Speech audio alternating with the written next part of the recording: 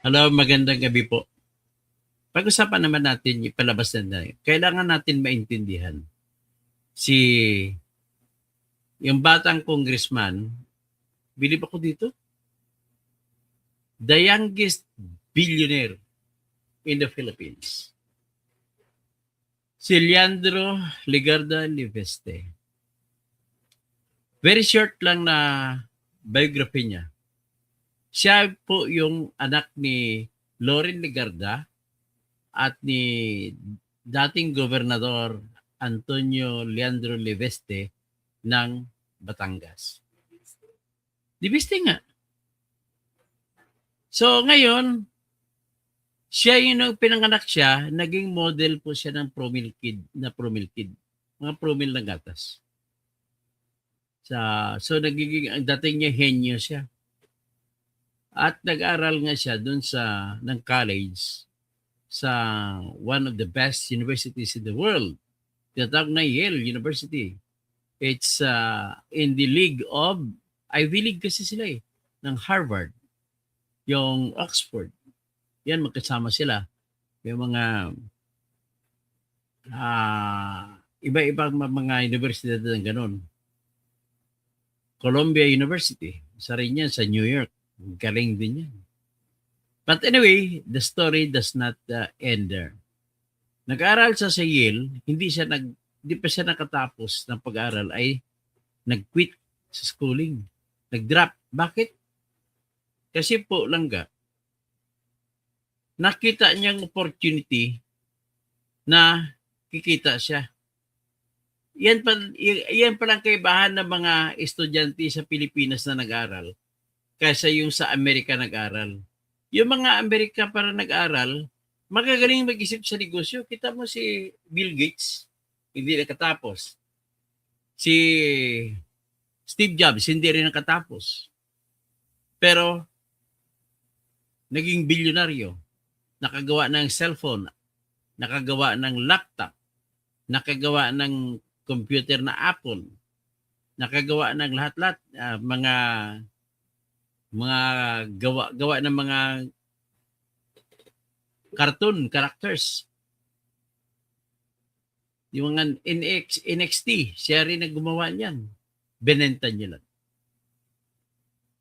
So, ito rin yung may-ari ng ganang Facebook, si Mark Zuckerberg, galing Harvard din yan. Ganun pala, dapat sana may mentality na mga estudyante na nag-aaral sa ibang bansa, dapat yan ang kopyahin natin. Alam mo ano ba nagpapayaman at nagpapahirap sa tao? Yung mentalidad. Tapos ang kwento ni hindi ko kwan ang detalye, pero ang kwento po na nasundan ko ni Congressman Leandro Ligarda Liveste. Ligarda kasi dati mag-asawa pa nanay-tatay niya, naghiwalay na ata. Si Loren Ligarda Liveste, yung nanay niya, taga Antique. Antique, Iloilo. Ay, Panay. Siya taga San Jose, Antique. Tapos, yung tatay niya, naging gobernador ng Batangas. Tapos, nagiging sikat na anchor woman sa ABS-CBN. Kaya sumikat siya, kaya nanalo siya ng pagkasenador. Well, yan ang pundasyon ni Promilkid, ni Leandro Ligarda Liveste. Okay. Tapos nung nag-aaral siya, hindi pa siya nakapagtapos ng pag-aaral sa Yale University sa Amerika. Nag-quit siya.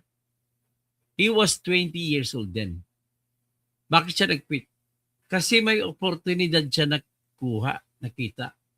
Ano po yung opportunity o pagkakataon na nakita niya para yayaman siya? Tumigil siya sa pag-aral, umuwi ng Pilipinas, ginamit niya na kapital ang lupa ng tatay niya sa Calatagan, Batangas na estimated to be, kung hindi ko mali, ay 160 hectares. At bumili kasi nagmura noon kasi ang pangarap talaga magpapatayo ng tinatawag na solar power plant. So, that was 2015. So, bumalik siya sa Pilipinas. Nagmura po ang presyo ng solar panels. At nagpatayo siya ng solar power plants at ang kanyang ginagamit ng battery system kasi mga kuha ng kuryente galing sa araw, itatago sa battery. Ang battery po ginagamit niya po ay Tesla batteries. So, iko-kombinasyon mo ng Tesla batteries, depende kung ano magandang connection, solar, parallel connection, alam ng mga electrical engineers yan. O di kaya series connection. Depende kung anong gusto mo palabasin na voltahe ng kuryente. Kasi sistema po ng solar power plant, ipunin ang mga kuryente galing sa araw sa battery. Galing sa battery, i-convert pa nila ito sa alternating current. So gagamit sila ngayon ng inverter. Idadaan sa inverter, paglabas sa inverter, alternating current na siya. Pwede na siya magamit sa mga kuryente sa mga bahay-bahay. Pero dahil malakihan, ang nasa loob ng plano ni Legarda Liveste ay ilalabas niya, i-connect niya ngayon sa national grid. So that was 2016 na nagsimula na ang kumpanya niya. Ginamit niya po yung kapital ng na binigay na pinamana ng tatay niya. Kaya nakabilanggo kasi tatay niya. Nakapatay dun sa driver nila na si De Las Alas. So, marangal naman kasi ng mga Batanggenyo ito. Sila ay hello sir, dahil lang nag-ano ko. Kinikwento ko muna si Ligarda Libeste para naman nagla-live ako ngayon kay Ligarda Libeste. Ito na, klaro na kung bakit yumaman. Ikwento ko kung paano siya yumaman. Sige. Okay. So, ito po ngayon. Nang nabuo niya na, may kinuha po siya ng mga business partners na may mga pera din. Nag-ipon sila ng pera. At nabuo nila ng pera, gumawa siya ng kumpanya na ang pangalan ay Solar Philippines Holdings. Alam mo, kung maalam ka sa mga holdings sa kumpanya, sa corporation law, siyempre, abogado ang tinapos ko, kabisado kong corporation law. So, gumawa siya ng corporation, ang pangalan ay Solar Philippines, o Solar Power Holdings Incorporated. Yung holdings corporation, walang negosyo yan, kundi tambakan mo lang ng pera, yung solar holdings, at yung pera niya, magkakapital kayo siya sa isa pang korporasyon. At gumawa pa sila ng isa pang korporasyon na ang pangalan ay SPNEC, Solar Philippines New Energy Corporation. Tapos yung isa sa Nueva Ecija noon, pinatayo niya Solar Philippines Nueva Ecija Corporation. So, ganun po ang ginawa niya. So, dahil sa malaki, alamin ko kung ilang megawatt ang pinoproduce ng SPNEC.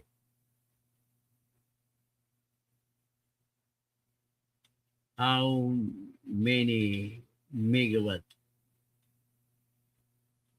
does the SPNEC in Calatagan, Batangas, produce?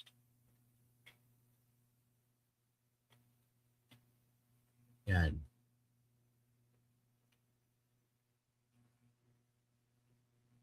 So, makikita natin. 63.3 megawatts. So, 63.3 megawatts. So, yan po ang kanyang planta o power plant. Na ang power plant niya hindi po yung diesel, hindi yung coal, hindi yung wind farm, hindi yung hydropower, kundi solar power. So, 160 hectares na lupa ng tatay niya, pinaglalagyan niya ng solar panels. So, nakaproduce ngayon ng 63.3 megawatt. At yung kuryente na 63.3 megawatt ay ikinonect niya sa tinatawag na national grid. Ang national grid po, mula Luzon hanggang Mindanao, iisa lang ang koneksyon niyan. May mga cables yan sa ilalim ng dagat nagkukonek sa mga grid naman sa Visayas, grid sa Cebu, grid sa Bohol, grid sa Negros, papunta ng grid sa Mindanao. Ganon po yun ang ating sistema ng kuryente. So, parang gasolina. Nagbibigay ka ng gasolina doon sa tambakan. At yung lahat na may mga electric power, electric cooperatives, at saka Beralco, Dabao's Light and Power, lahat po sila ay bumibili ng kuryente mula sa grid at ibebenta nila kada bahay-bahay, kada establishmento. Ganun po ang sistema. Ngayon, ito naman ang negosyo ni Ligarda Libeste ay 2016, binanatan niya na. So ngayon, 2016, magkano ang kinikita niya 2016? Estimate lang to, hindi ko fix na kita. Ang kinikita niya po, kada taon, sa 63 megawatt, ay 63.3 megawatt. So,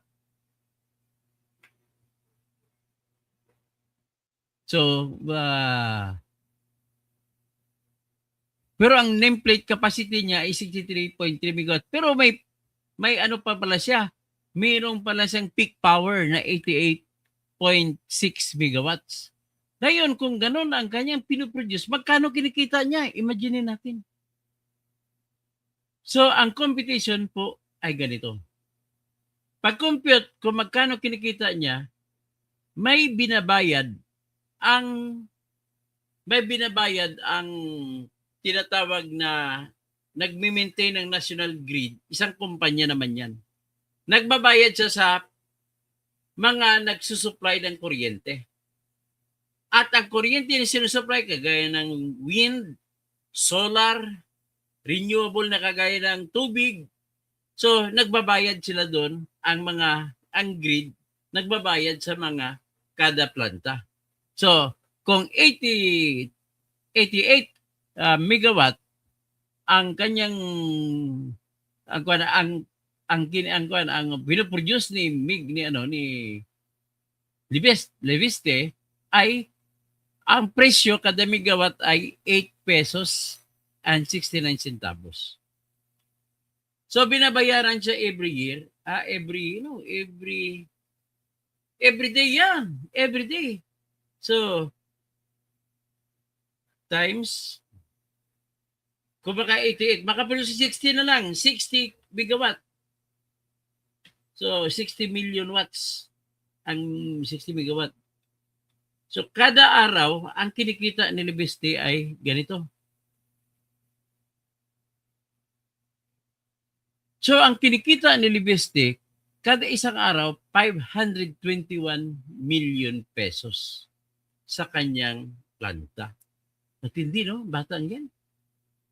So sa 521 million pesos, yan ay kung makapag-produce yan ng 60 megawatt kada araw. I-multiply mo ngayon sa 365 days. Kung magkano kinikita niya kada taon. Ito.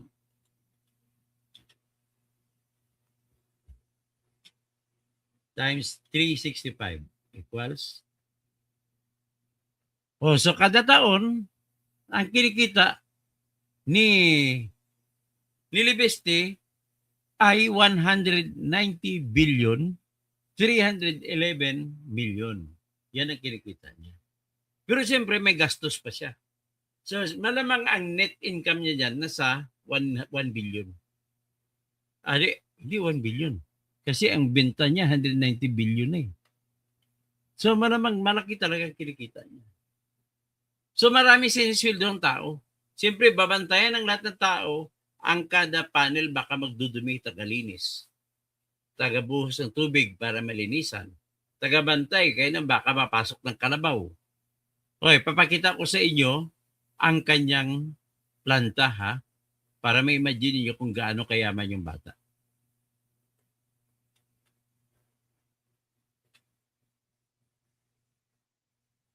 Ito. I-Google Earth natin.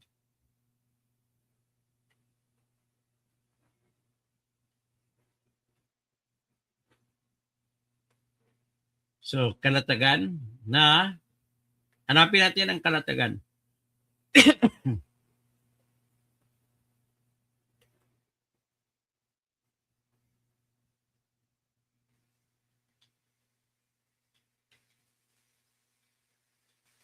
Kalatagan solar farm.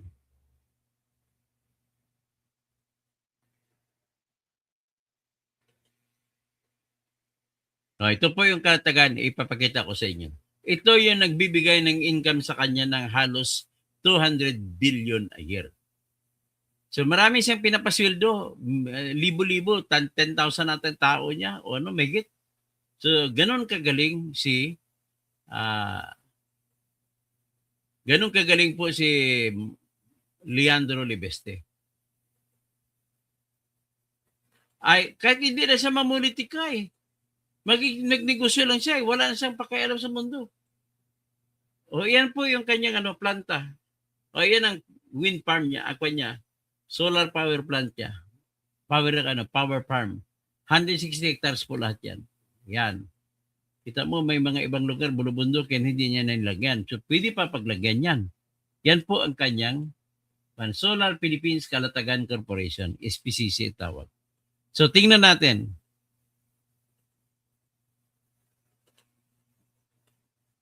Dito sa kalsada. Ayan. Yan po ang kanyang solar farm. Kita nyo? Kita nyo yung solar farm niya? Grabe, no? Believe ka lang sa kanya. Oh, tingnan nyo ngayon. Tingnan natin yung solar farm niya. Yan. Hanggang doon yan, no? Kikita mo?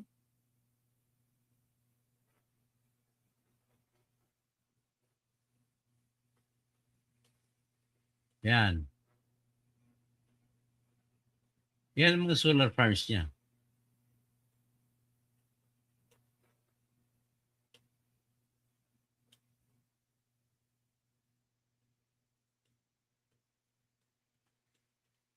So, nakita nyo na.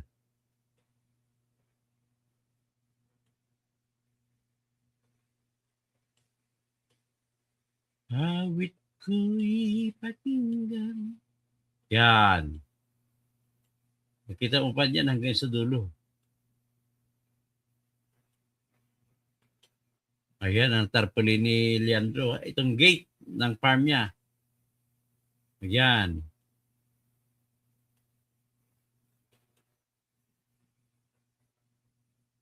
Ang galing ng batang ito, mag-isip, matalino, matapang pa magnegosyo. Magaling pa pumili kung anong negosyo. Yan ang natutunan niya sa Yale University. Yan.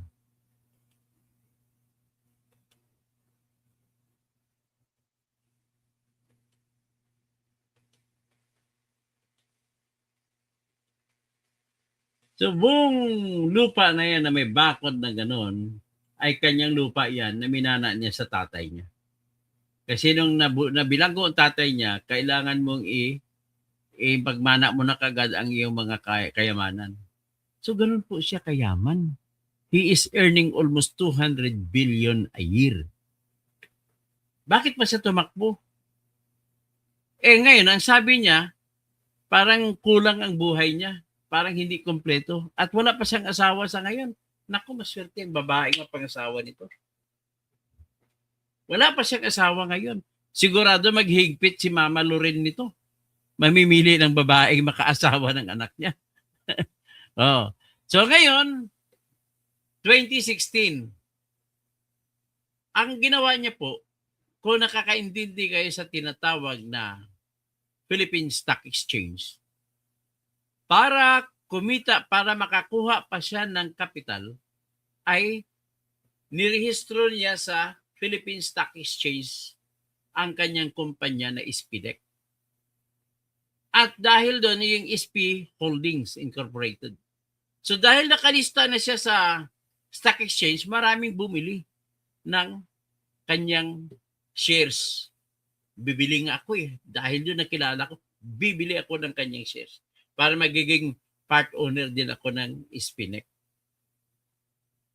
Bibili. Lahat kayo nakinig sa akin, bumili po kayo. This is for our own good. Makakatulong tayo sa bayan natin sa pamamagitan ng pagbibigay ng kapital. Pero payari pa rin kayo. Pagbibigay ng kapital sa kumpanya ni Libeste at para makapagpatayo pa siya ng iba pang planta sa iba't ibang lugar. At kung marami pong planta mapatayo niya ganito, bababa unti-unti yung presyo ng kuryente sa bawat bahay natin. So, naintindihan nyo na kung paano kumita si Libeste. Eto na naman ngayon. Noong kamakailan lamang. Pero pagpatuloy muna natin. So, 2016, 10 years na sa ngayon, isang dekada na nakumita. At dahil maraming bumili ng kanyang shares sa Philippine Stock Exchange, ay na maraming naipon na pera si Ligarda Libeste. At ginamit niya yung pera na nakuha sa IPO, Initial Public Offering, dito sa Philippine Stock Exchange, ay bumili siya ng iba pang lupa doon sa Peñaranda, Nueva Ecija. 200 hectares atang binili niya. So, nang nakabili siya ng lupa doon, ay nilapitan siya ngayon ng Meralco. Ang Meralco, may isa pang kumpanya na kung tawagin ay Meralco Power Gen. Yung Meralco Power Gen po ay binili ng 34 billion ang kumpanya ni Libeste. So, nang binayaran siya, 34 billion. Pero may natira pa siya pa rin mayari. At least 13% ng kumpanya, siya pa rin ang may-ari. So ngayon, itakbo na. Pero nakapag-isip siya na makatulong sa bayan, lalo sa pamamagitan ng pagbibigay na mas murang kuryente. Anong ginawa niya? Noong 2019, ay nag-apply siya ng prangkisa. Nag-apply siya ng prangkisa sa Kongreso. At ang prangkisa gina-applyan niya po ay tinawag niya na maliitan na power plant. Ang tawag niya microgrid. So maliitan. Maliit lang siya para sa isang bayan. So kinontrata sa kanya maraming bayan. Marami itong bayan kinontrata sa kanya. So binigyan siya sa ilalim ng batas na tinatawag na Republic Act 11357 ay binigyan siya na ngayon ng authority na magpatayo ng planta sa kada bayan at kada probinsya, kada lalawigan. Pero mostly, doon yan ginilagay sa Batangas at saka sa Quezon Province. So ngayon, ang problema niya ganito. Dito na ngayon pumasok ang problema niya. Kagustuhan niya, di ba ngayon, sa Manila po, naglalaro po ang pagbayad ng kuryente na sa 13 pesos per kilowatt hour. So usually 1,000, kagaya sa akin 1,000 kilowatt hour ang aking konsumo 1,100. So kung mag 1,000 yung 13 magiging 13,000 ang babayaran ko dapat sa Meralco. Pero dahil marami pa mga add-ons, mga generation plan, mga ano-ano mga umaabot po ako sa 18,000 to 20,000 kada buwan. Binabayaran ko sa Meralco. Kita mo? Pero kung dadami po ang solar power sa buong Pilipinas, mas bababa at bababa ngayon. Imbes na 13 pesos per kilowatt hour, baka maibebenta abot na lang yan ng 6 pesos per kilowatt hour. Doon na tayo babawi. Pero sa ngayon, mukhang hindi pa kanya kasi ang ngayon, kinokontrol ang presyo na binabayad ng National Grid papunta sa mga renewable power plants kagaya ng kay Libeste na solar ay binabayaran sila ng 8 pesos or 8 pesos and 69 centavos kada kilowatt hour na ibato nila sa National Grid kung tawagin. Think about yung malaking drum ang National Grid. Doon binabato ang lahat ng mga kuryente. At mula dyan sa drum, yung ibang mga may kumpanya na kagaya Meralco ay doon yan bibili doon sa may-ari ng drum. Bibili sila ng kuryente at iba to naman kada bahay. Ganun po sistema. So, having said that, Ang problema, nung meron na siyang prangkisa, inuutos din po sa prangkisa na ang Department of Energy ay dapat gagawa ng tinatawag na rules and regulation. Ano ibig sabihin ng rules and regulation? Ang rules and regulation ay parang pamantayan, pulisiya na susundin paano ipapatupad ang tinatawag na batas na Republic Act 11357. So, paano ipatupad? Yan ang tanong dyan. So, pamamagitan po ng tinatawag na, saan ba yung batas na yun?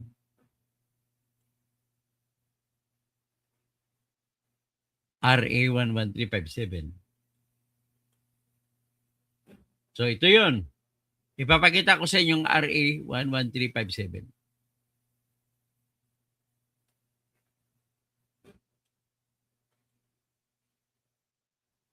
Ito.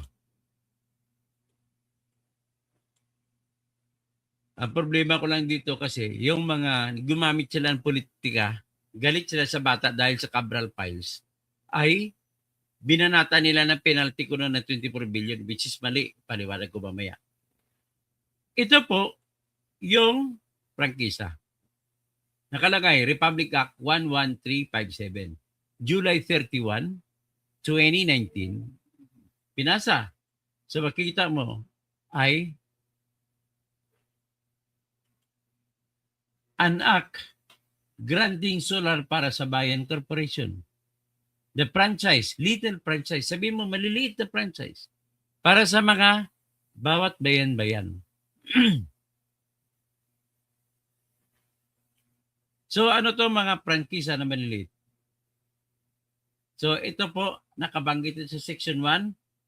Magsimula tayo dito sa municipalities and cities.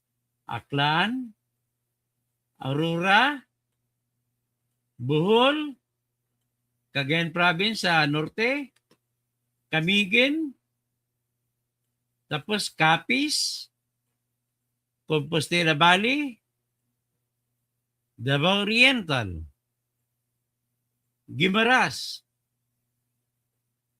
Isabela, Masbate, Misamis, Occidental, Occidental Mindoro, Oriental Mindoro, Palawan, Tawi-Tawi,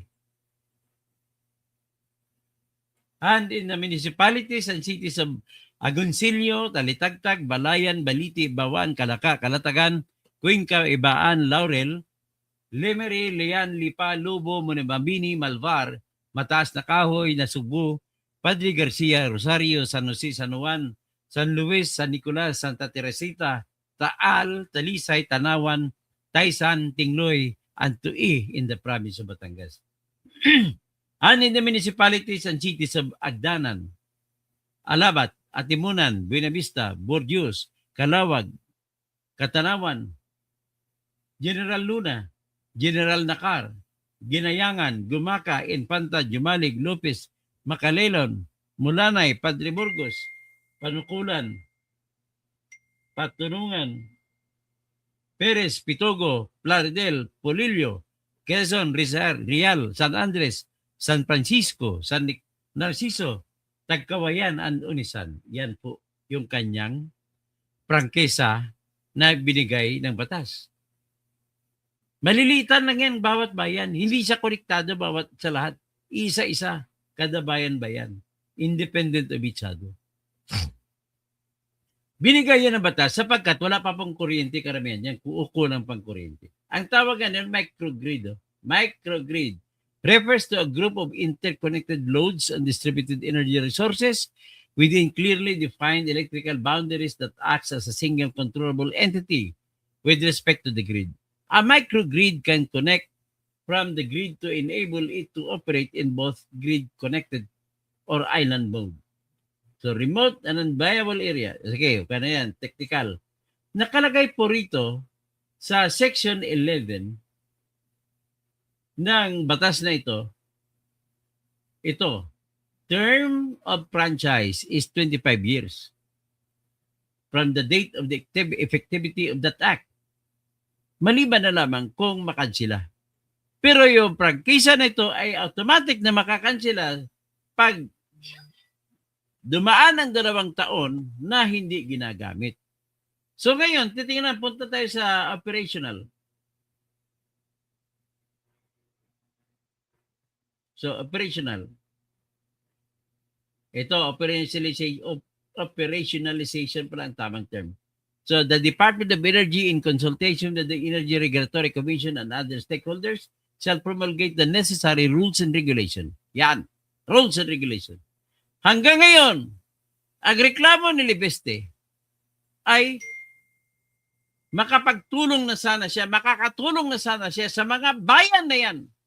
Nang murang kuryente, baka may benta niya hanggat 5 piso kada kilowatt hour.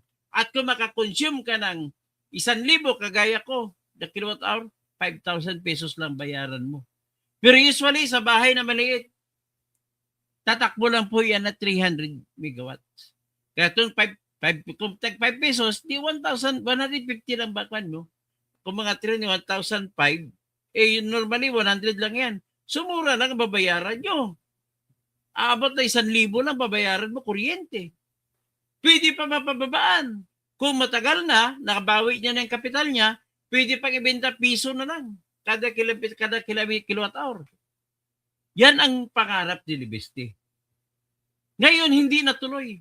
Number 1 na dahilan bakit hindi natuloy? Dahil po, ladies and gentlemen, ay hindi niya maipagpatuloy ang kumpanya niya at hindi po siya binigyan una ng rules and regulation na ang may obligasyon sa paggawa nito ay ang Department of Energy. Okay? So, yan pang problema niya. So, paano sa ngayon makareport? Sa Kongreso na nagawa niya o hindi niya nagawa, wala pa siyang rules and regulation. Hindi siya makaumpisa. Ganon po ang nangyari. So, nakalagay dito, dapat bigyan din siya ng tinatawag na Certificate of Public Convenience. At pagkatapos niyan, ay dahil nabigay na sa kanya yung mga lupa ng mga bayan na yon at hindi na maitutuloy sapagkat hindi rin siya binigyan ng permits. Wala siyang business permit. Walang mayor magbibigay sa kanya ng business permit dahil wala pang rules and regulation. Tapos ito naman yung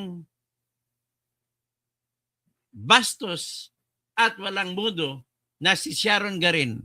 Hoy, puli ka na sa Iloilo, sa Gimbal. Wala ka gikwenta nga bayi ka. Minultahan niya ang kumpanya na solar para sa bayan ng 24 billion. Paano mo? Bakit mo kolektahan ng 24 billion na multa yung solar para sa bayan kung hindi nyo binigyan ng permit sa umpisa pa lang? Sa simula pa lang, dapat binigyan na ninyo ng permit. Bakit hindi nyo binigyan? At lumampas na yan mula pa 2019 hanggang ngayon. Ay kung matagal na para siya may kasalanan, bakit gayon nyo lang nilabas na may multa pala siya na 24 billion pesos na bayaran?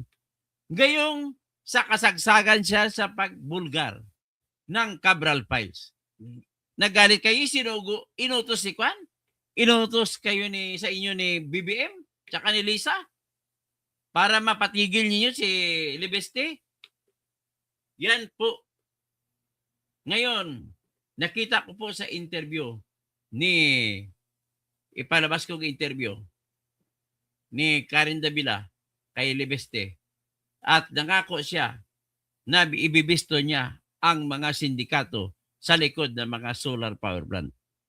Rodi Rabi, Pastor, God bless us all. Sabi ni Di, kaso hindi papayag ang mga electric companies. Kaya nga isa sa kalaban niya yung mga electric companies. Pero hindi naman electric companies ang kalaban niya. Ang kalaban niya po yung mga kumpanya na nagpo-produce ng planta, ng power. Ang electric companies hindi niya kalaban. Ang Meralco nga kakampi niya eh. So, Di Hanaspi, Xiao sir, watching from Italy. Wow. Bilya ciao, bilya ciao, bilya ciao, ciao, ciao. Pamipati na. Morales. So ngayon naintindihan naman ninyo ang takbo. So mine, si Mary Grace Prias, hindi Piatos ha. Ganyan po talaga pag bangag ang presidente, bangag din ilalagay sa pwesto. Sad to say, so stupid mga nailagay sa posisyon. Sabi naman ni Jeronimo Campoy, salamat po, pinanood kita palagi. Bro, from Cebu South, maayong gabi, dagang salamat kanimo. O kita na, asa ka sa Cebu South. Kasi ang akong mga kaliwat, diya ni mo matag sa norte, diya ni mo makitaan sa kwan, daan man sa Bantayan Island. Ang ibang pa mga kausin na dito sa Barili, sa Cebu, Barili. So, Jegeriarte. So, gayun po ang ating istoryang totoo. Bakit nagka-ipon-ipon ang 24 billion na multa ay sapagkat hindi ginagawa nila ni Sharon Garin ang kanilang trabaho na bibigyan nila ng permit, prangkisa, yung certificate of public convenience at saka rules and regulation. Dahil hindi nakasira, ang nangyari, nakapagpatayo pa si Liveste ng planta sa Mindoro. Gayan, ang planta niya sa Mindoro po ay hindi niya maipapatakbo sapagkat wala siyang lisensya. Pero pwede niyang ipatakbo yun, ibibigay niya lang muna ng libre sa mga taga Mindoro ang kuryente na nagawa niya. Mamaya, bisitahin natin. Pinakita ko na kanina ang sakalatagan niya ng 106 hectares. So ito na ngayon, pakinggan natin na maigi yung portion ng interview ni Karen Davila kay ito.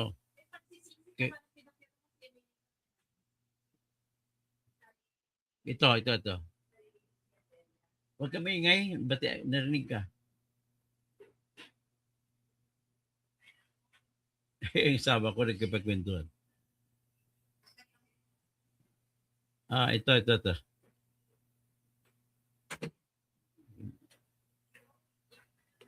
Ito, pakinggan ninyong interview ni Karen Davila kay Liveste. Dito tayo sa simula sa 31.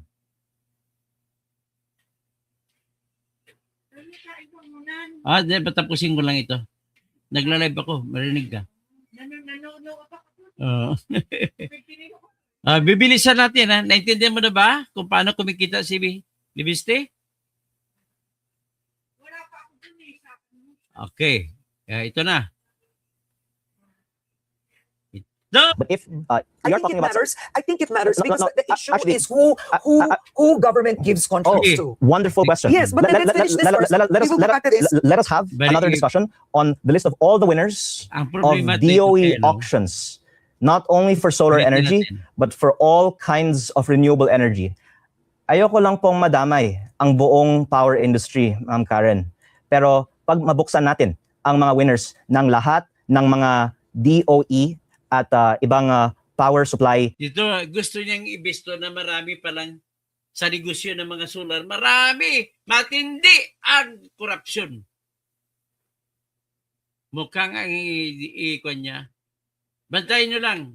Gustong agawin pa. Gusto pang agawin. Yan sa grupo ni Enrique Rason.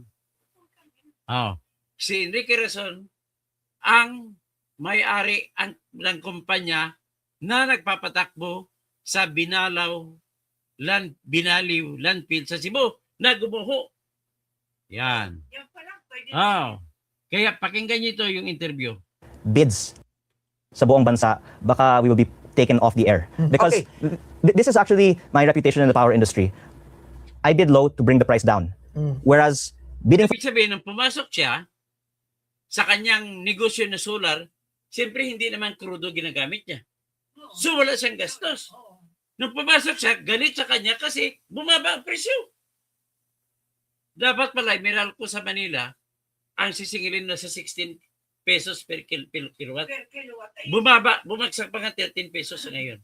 So lalong babagsak kaya kung dadami na ang solar power. Pakinggan natin ulit. for power contracts is like DPWH contracts. Normally, or oftentimes there is collusion to keep the price high. So it is also very ironic that it is being characterized that what I'm doing has contributed to higher prices in the country because, again, I refrain from discussing the power industry because I don't want people to say that I have a conflict in doing so. But if someone wants me to expose the corruption in the power industry of the private companies that control many of Ano the sabi niya? If I want to expose the corruption in the power industry, powerful other stations in this country, then with powerful people in the industry, I will do so in the Congress if I'm called for by the franchises I or the will do so. Gagawin ko yan sa Kongreso kung ipatawag ako. Energy Committee. Okay, now Secretary Garin also described you as a Kaya napakinggan nyo kung ano sinasabi ni Secretary Karen. Wala, incompetent ka. Tanggalin ka dyan sa DOA. Inaakusahan nyo, tapos kinukolektahan nyo ng multa na 24 billion si Libiste. Pakinggan nyo ang paliwanag ni Libiste. flipper. All right, I'm gonna read what you Tinawag pa siya na flipper. Ano ba ng flipper? Nagbibid-bid daw siya ng mga bayan-bayan na kakabitan niya ng kurente pagkatapos ibenta sa ibang tao. Hindi po niya ginawa. Ha? Ito, ulitin natin. Keep the price high. So it is also very ironic that it is being characterized that what I'm doing has contributed to higher prices in the country because, again, I refrain from discussing the power industry because I don't want people to say that I have a conflict in doing so. But if someone wants me to expose the corruption in the power industry of the private companies that control many of the powerful other stations in this country, then I will do so in the Congress if I'm called for by the franchises or the Energy Committee. Okay, Alam niyo ba kung sinong yung private company na nagko-control? Si Enrique Razon. now Secretary Garin also described you as a flipper. All right, I'm gonna read what she said. So she said, it's the way you do business. I've seen this in other companies too. There's a pattern. They get contracts. They don't do anything. They sell it to the highest bidder when the time is right and the value is right. We don't want that kind of investor. It's called flipping. Kumbaga, you made money off a privilege that was given to you, right? Ma'am Karen, Kaya, ang gusto itanong ni Karen, na ayon sa kwento ni Sharon Garin, na Secretary ng Department of Energy, binigyan daw ng kontrata sa mga bayan-bayan na patayuan ng mga solar power plant. Ito si Libiste para ipatayuan tapos hindi tinuloy kundi binibenta daw ni Libiste sa iba. Ngayon ulitin ko na lang. Mayroon siya na binibigay doon sa ayon sa kanyang prangkisa na binigay ng 2019, pero ulitin ko lang, hindi na po nagamit ang prangkisa, patay na. Bakit? May nakalagay doon sa batas ng prangkisa, kung hindi magamit sa loob ng 2 taon na tuloy-tuloy ay patay na. Hindi na magamit. Wala na siyang prangkisa para sa maliitan sana yun. Kumuha siya ng prangkisa para gagawa siya ng maliit na planta, bawat bayan, kasi objective niya, total wala naman siyang gasto sa planta maliban lang sa kapital. Wala naman sa operating expenses masyado kasi hindi naman gasolina o crudo. So, maaring singilin niya tag 4 pesos per kilowatt hour o piso per kilowatt hour. Ganun objective niya. Pero hindi natuloy. Bakit? Kasi marami palang kumukontra na kumpanya. Malulugi ang kinikita nila pag bumaba ang benta niya tag piso, mamiso bawat kilowatt hour. So, ang nangyari, hindi siya binigyan ng license to operate ng Department of Energy. Tapos, nang hindi siya nakatakbo, mumultahan nyo ng 24 billion. Asa ang batas dyan? Asa ang katarungan dyan? O, pakinggan I'm not nyo. the flipper in this project. Kasi kung itutuloy pala yun, masisira negosyo nila na rason. Kaya kinontra. Kasi bibenta siya ng mababa eh. Kaya na ibenta ang baba kasi araw na naman ang gasolina niya. Kaya ang gasolina naman na ginagamit nung mga kalaban sila ni Rason, yung crudo, yung coal, yung hydropower plant, geothermal, yun ang kalaban niya. Sa kanya solar, libre ang araw. Because I had a partner who sold out from the investment that I got from Meralco. So whom I'm not ngayon, ayaw niya lang magsalita ng tudo. Bakit? Kasi meron siyang partner sa negosyo. Mga malalaking mama. Ayaw na sabihin, pero isa sa malaking partner niya ngayon ay si Manny Pangilinan. Na binili ang kumpanya ng 34 billion. Ibig sabihin, magaling siya na negosyante Ibig sabihin, magaling ang kanyang kumpanya na pinatakbo niya na 10 taon na ngayon. Bakit bilhin na Meralco kung hindi magaling? Tapos, ulitin ko lang, sinabi ko kanina, nakaipon siya ng maraming pundo sapagkat pumasok siya ngayon sa Philippine Stock Exchange. Naglagay siya ng initial public offering at marami ang bumili ng shares niya. Kaya bibili ako ng shares ng SPNEC. Solar Power Philippines. Bibili pa ako ng shares niyan. Nung nakaipon siya ng pera, bumili siya ng hundreds of hectares sa Peñaranda, Nueva Ecija. At iyon ang papatayo nila ngayon ng partner nila ng Meralco Gen na pinakamalaking solar power plant sa buong Asia. Grabe, ha? Tingnan niyo yung batang ito. Ina-underestimate niyo ng batang ito. Kaya galit na galit kayo sa kanya dahil natakot kayo, nagalit kayo dahil nilabas niya ang lahat ng Cabral Mines. Lumabas yung mga pundo ni Bongbong doon na 8 billion. Pinangalanan na ng AS, SAP, at OP. Tapos mga pundo na hiningi ni Sandro Marcos, mabibisto. Lahat kayo mabibisto. Naggalit kayo sa kanya. Discussing on your show, and only if Secretary Garin wants me to unpack everything about how power contracts in the Philippines are obtained, only then will I discuss it further. But I So think you won't say who your partner no, is? it's on Google. It's publicly disclosed. All right. Out of my great respect for my former large, highly respected partner in my power business. Well, it's a given that Manny Pangilinan bought Yes, it. Right? I'm just saying that it is malicious Okay. to call me a flipper and not describe how the whole power industry works. So why do you think then did this come out now? Because I am exposing corruption in the whole DPWH, not limited to district engineers and contractors, but the people who Na-expose niya ang mga engineer, mga contractors, mga kumpanya, mga kurakot, mga magnanakaw. are deciding on the allocation of the hundreds of billions of pesos of the budget. Do you have an idea who is behind this move? Well, we can take a look at the names on this list. No, specifically to reveal your contracts with the DOE. Nako, lalabas siya, mapilitan siya maglabas ng pangalan ni Enrique Razon. Ngayon si Kiko Barsaga pa lang kalaban, ngayon ito na, dalawa na.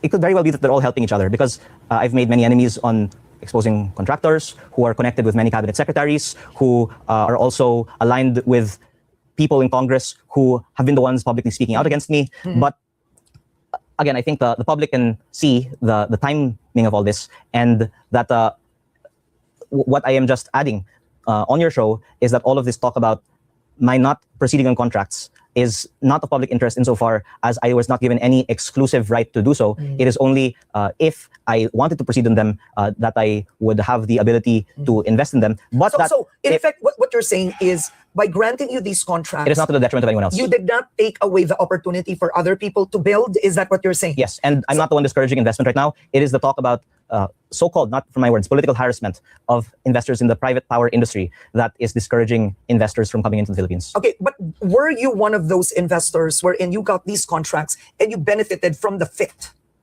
Actually, Ma'am Karen, can I say something on your show? Go ahead. I was a advocate for ending the FIT in 2016 because Yan, ano ba yung FIT? Yung FIT po ay yung Philippine tariff.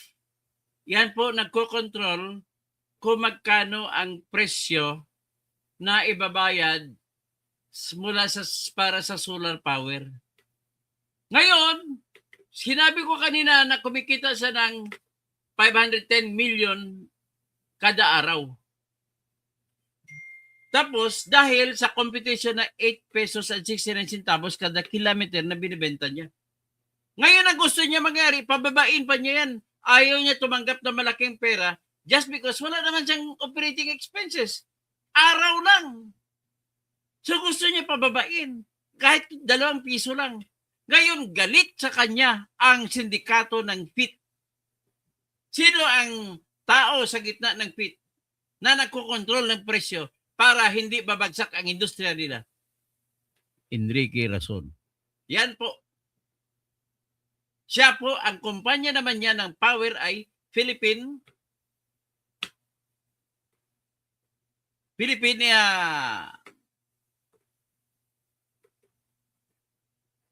Infrastructure Corporation.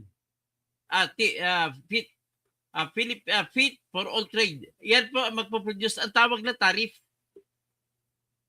So, diyan ngayon ang magko-control kung magkano ang presyo. Gusto niya pababain, kaya gusto niya babasagin. O, pakinggan natin muli. Para naman bababa ang presyo ng kuryente sa atin. Ito ulitin natin. And you benefited from the FIT. Actually, Ma'am Karen, can I say something on your show? Go ahead. I was a advocate for ending the FIT in 2016 Advocate niya, gusto niya tapusin ang regime ng FIT. because I was saying we don't need to subsidize the renewable energy industry anymore. My first projects did avail of the FIT, and despite that, I said stop it. And since then, this has not been reported. The feed-in tariff was increased by the ERC last month. I don't know why no one is reporting. Kasabot sa sindikato ang Energy Regulatory Commission. Yun ang kasi nag-increase ng presyo. Ang gusto niya mangyari, ibagsak ang presyo. Kasi nga para makatulong sa bayan. Kung kukunti ang binabayaran natin kuryente, uunlad tayo. Projects that were already operating for over a decade just got an increase on their tariffs at the cost of consumers. Perhaps we should look into who owns the feed-in tariff projects of the Philippines who might have influence on increasing the rates in the ERC. There is a Ayaw na mag-increase ng rate sa ERC. very, very, very powerful person Sino ang very, very, very powerful person? Enrique Razon. who owns many feed-in tariff projects in the Philippines. And I am on the record since 2016 advocating against the feed-in tariff. Okay, all right. Okay, hanggang dyan na muna tayo. Yung iba, i-produce na lang natin sa later on. Magbo-vlog ako later on, siguro mga bukas, laban naman kay Boying Rimulya. Dito mo makikita yung kabubuhan ni Boying Rimulya. Hindi niya alam ito. Grabe. Ang bata ito, bravo. Believe ako sa iyo. You deserve to be the next president of the Philippines. Mr. Ligarda Alibeste. Ay, believe. Sobrang believe ako sa iyo. Iba talaga pala ang training ng mga school sa United States of America. Ibang mag-isip. Kita mo, drop out from school si Steve Jobs, bilyonaryo. Drop out from their schools si Bill Gates, yumaman. At saka si Mark Zuckerberg, siya ang umimbento ng Facebook. Tapos si Elon Musk, siya naman ang naghahawak kayo ng Twitter. At siya pang humak ng pinakamagaling ngayon na AI, yung Group.ai. Gaya dapat ka na think big. Ganun tana ang usap natin, ang butak natin. Depende kung magkano kapital natin. Ang sa kanya lang, maswerte siya kasi nagmana siya sa tatay niya ng 300 million pesos. At may lupa siya na 160 hectares. Doon siya nagsimula. Ay, pwede pala ibaba. Binmarwerte ang kuryente. Hinak na weting. Kung gusto ibaba ang presyo ng kuryente, bakit ibinenta ni ang solar energy? Binenta niya kasi obligado siya magbenta dahil congressman na siya. Hindi siya pwede na manatili na magmamay-ari ng solar power dahil congressman na siya. Dapat mag-resign na lang siya ng congressman at ibalik niya, kunin niya yung management ng SPDEC. Ganun po. Ay.